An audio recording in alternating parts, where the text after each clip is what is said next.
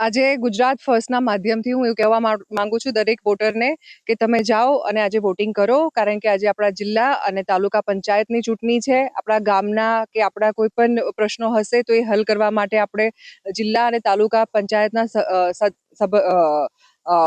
સદસ્યની જરૂર પડશે.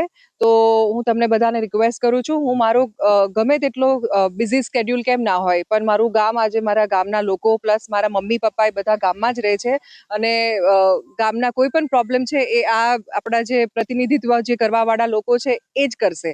અને એ કારણથી થઈને હું આ ચૂંટણીમાં સ્પેશિયલી મતદાન કરવા માટે આવી છું. આપણે મતદાન કરવામાં કેટલો સમય લાગે? બહુ તો 2 થી 5 મિનિટ લાઈનમાં થોડું ઊભું રહેવું પડે, એ જ ને.